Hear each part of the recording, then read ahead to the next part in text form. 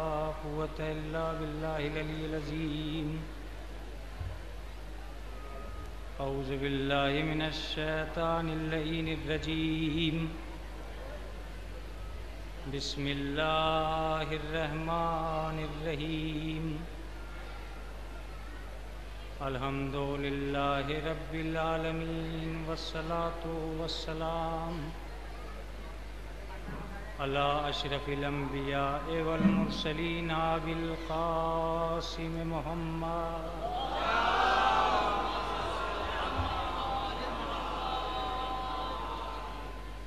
والصلاة والسلام على أهل بيته الطيبين الطاهرين المعصومين المظلومين المنتجبين المنتخبين. أما بعد فقد قال الله تعالى وتبارك في كتابه المحكم وخطابه المتقن وقوله أحسن. بسم الله الرحمن الرحيم.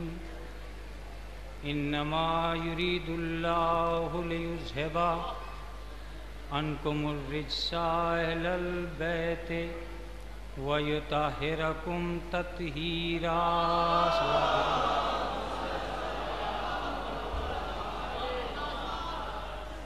حضرات گرامی قدر،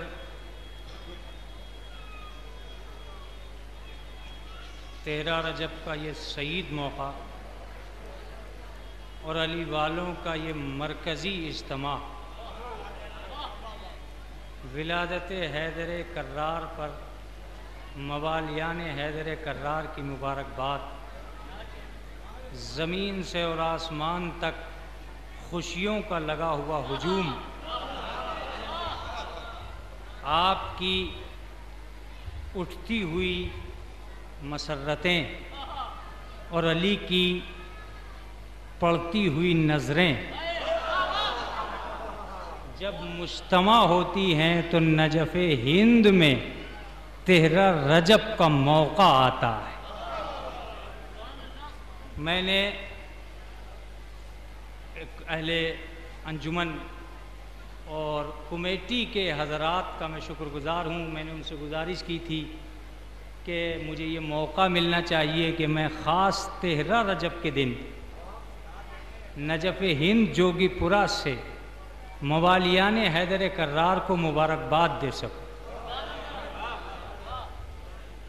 اب اس سے زیادہ خوشی کا موقع نہیں ہو سکتا جو ہمارے اور آپ کے درمیان میں جمع ہے.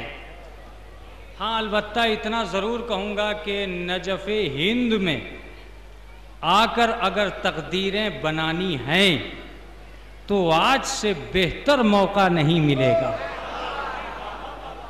آج سے بہتر موقع نہیں ملے گا، اس لیے کہ اہل بیت کا ہر فرد خوش ہے کہ آج 13 رجب ہے. صلوات بھیجے محمد و آل محمد.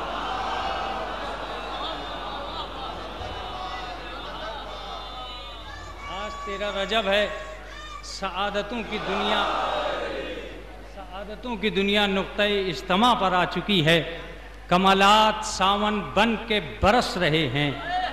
انسانیت جھولی جمائے ہوئے آسمان کی طرف تک رہی ہے.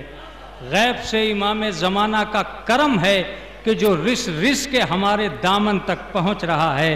میں قابل مبارکباد سمجھتا ہوں ایک مرتبہ پھر اس مجمع کو کہ یہ امام اول کے دربار میں بیٹھ کر امام آخر کو مبارکباد دینے آئی.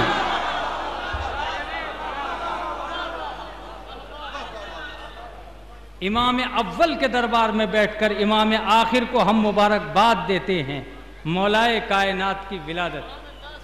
لیکن اس کے علاوہ آپ نے صبح سے اور اب تک مجالس کو سماعت فرمایا ہے، محافل ہوتی رہی ہیں، تقاریر ہوتی رہی ہیں. میں نے آپ کی خدمت عالیہ میں جس ذکر کو چھیڑنا چاہا ہے، میں چاہتا ہوں کہ ایک ایسی آیت سے بحث کروں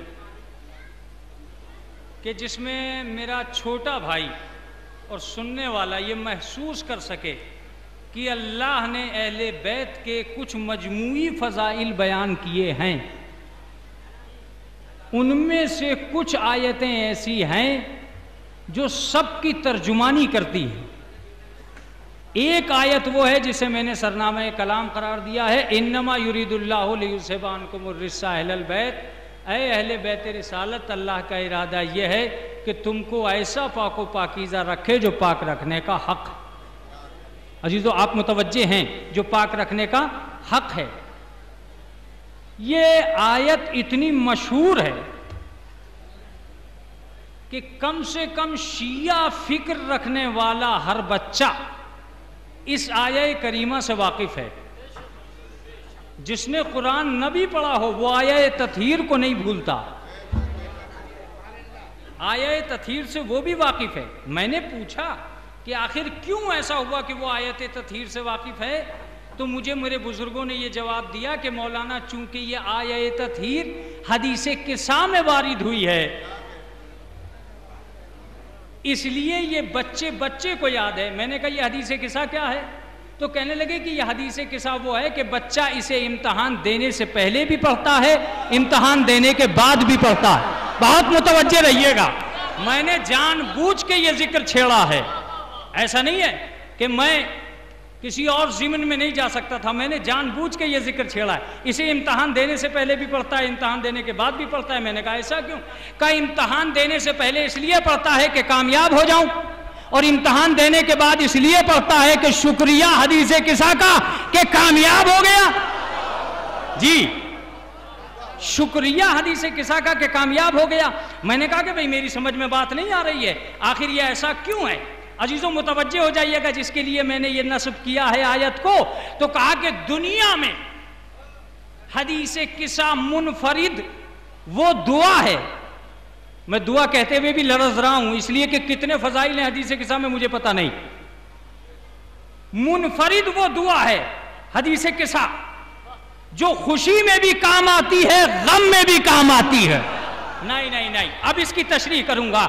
جو خوشی میں بھی کام آتی ہے، غم میں بھی کام آتی ہے۔ بچے کا عقیقہ ہونے جا رہا تھا، کہا حدیث قصہ پڑھو۔ گھر میں مجلس ہونے جا رہی تھی، کہا حدیث قصہ پڑھو۔ دکان کھولنے جا رہے تھے، کہا حدیث قصہ پڑھو۔ بیٹے کا نکاح ہونے جا رہا تھا کہ حدیث قصہ پڑھو۔ میں نے کہا اس کا مطلب یہ ہوا کہ اہل بیت وہ ہیں جو خوشی میں بھی کام آتے ہیں، غم میں بھی کام آتے ہیں۔ وہ ہے صرف حدیث قصہ۔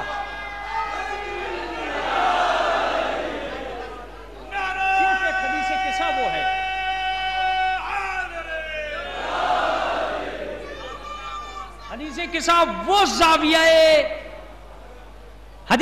وہ زاویہ نظر ہے کہ جو خوشی میں بھی کام آتی ہے اور غم میں بھی کام آتی ہے۔ معاف کیجئے گا، اگر خوشی کے کپڑے غم میں چلے جائیں تو نہیں چلیں گے، اور اگر غم کے کپڑے خوشی میں چلے آئیں تو نہیں چلیں گے۔ مگر حدیث قصہ وہ ہے کہ جو یہاں بھی چلتی ہے اور وہاں بھی چلتی ہے۔ میں وجہ ڈھونڈ رہا ہوں کہ آخر کیوں ہے ایسا، لیکن ایک وجہ ایسی نکل کے آئی ہے کہ جس کا جواب اس کائنات میں نہیں ہو سکتا۔ میں نے جب پوچھنا شروع کیا کہ حدیث قصہ میں ایسا کیا ہے، جبکہ اس کا راوی مختصر ہے، روایت صرف جناب فاطمہ کی ہے، جس کی ایک روایت ہو وہ اتنی مشہور ہے کہ بچہ بچہ جانتا ہے، اور جس روایتوں کے پیچھے سینکڑوں نام لکھے ہوں انہیں کوئی نہیں جانتا۔ کہ مولانا ادھر ادھر کی بات نہ کیجئے، اس روایت کو مشہور ہونا چاہیے تھا۔ کیوں؟ کہ اس لیے کہ جہاں 100 نام لکھے ہوتے ہیں وہاں یہ دیکھا جا رہا ہوتا ہے کون جھوٹا ہے کون سچا ہے۔ مگر حدیث قصہ میں روایت فاطمہ کی ہے، یہ وہ سچی ہے جس کے بچے بھی سچے ہیں، بابا بھی سچا ہے۔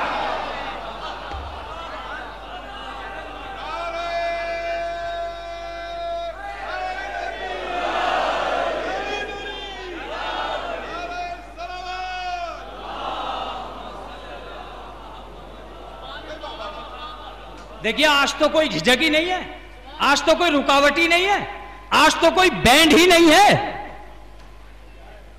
آج تو اہل بیت کے کرم کی وجہ سے آپ کے اوپر سے مصائب ہٹا لیے گئے ہیں۔ آج تو نڈر ہو کے محفل کرنا ہے تاکہ پتہ چلے کہ حیدر کرار کا مجمع حیدر کرار کے دروازے پہ آ چکا ہے، توجہ دیجیے گا، حیدر کرار کا مجمع، حیدر کرار کا مجمع حیدر کرار کے دروازے پہ آ چکا ہے۔ جوگی پورا سال بھر میں ایک مرتبہ ہوتا ہے، اور سال بھر میں ایک مرتبہ جوگی پورا اہل بیت کے فضائل سنتا ہے، پھر سال بھر تک ہر قوم جوگی پورے کے بارے میں غور کرتی ہے، یہ ہو کیا رہا ہے، یہ ہوتا کیسے ہے، یہ ہو کیوں رہا ہے۔ میں نے کہا سنو، تم تو سال بھر میں یہاں جمع ہو جایا کرو، پھر تمہیں ڈرنے کی ضرورت نہیں ہے، زمانہ ڈرے گا۔ اکبر،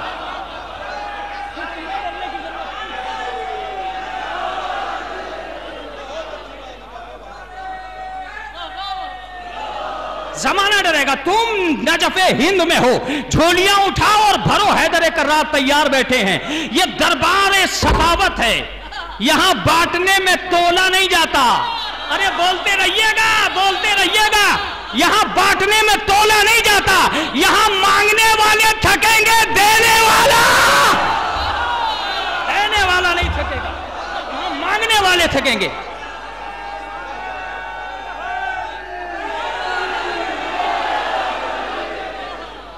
ہم آل محمد کے چاہنے والے ہیں، صدیوں سے تلواریں ہمارے گلوں کا طواف کر رہی ہیں، برسوں سے حکومتیں ہمارے مٹانے پہ تلی ہوئی ہیں۔ توجہ دیجیے گا، ہمارے خیمے جلے ہیں، ہماری نسلیں پھکی ہیں، ہمارے لوگ مرے ہیں، پھر بھی جوگی پورا میں سال بھر میں زیادہ تعداد میں جمع ہو کر بتاتے ہیں ہم کل بھی باقی تھے، آج بھی ہوئے ہوئے ہوئے ہوئے، ہم کل بھی باقی تھے، آج بھی باقی۔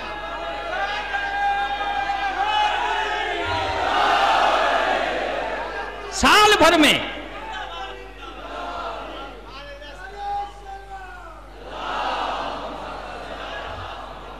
سنتے رہیے گا، ہم کل بھی باقی تھے، ہم آج بھی باقی ہیں۔ خنجر مٹے ہیں، ہم نہیں مٹے، خنجر مٹے ہیں، ہم نہیں مٹے، جسم ہٹے ہیں، ہم نہیں ہٹے۔ کاش میں اپنی بات کو بتا پاتا، جسم ہٹے ہیں، ہم نہیں ہٹے۔ جسموں کے غائب ہو جانے سے کچھ نہیں ہوتا۔ سیریا میں ایک مارنے والے سے ایک مرنے والے نے پوچھا تو مجھے مار کیوں رہا ہے؟ کہا تاکہ تم ختم ہو جاؤ۔ کہا پہلوں نے بھی یہی سوچ کے مارا تھا۔ ہائے ہائے، پہلوں نے بھی یہی سوچ کے مارا تھا، جب تجھ سے پہلے والے ختم نہ کر سکے۔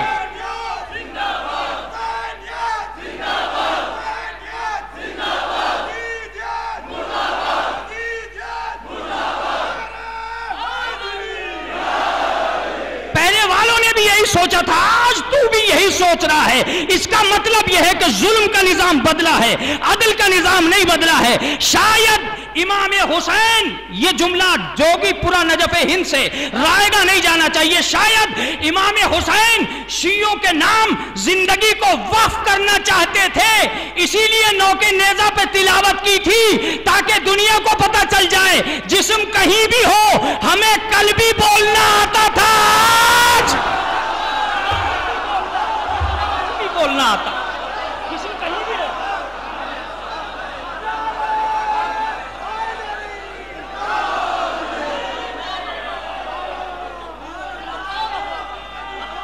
اللہ اکبر، اللہ اکبر، کربلا کو کربلا کو کربلا کو ایک لفظ میں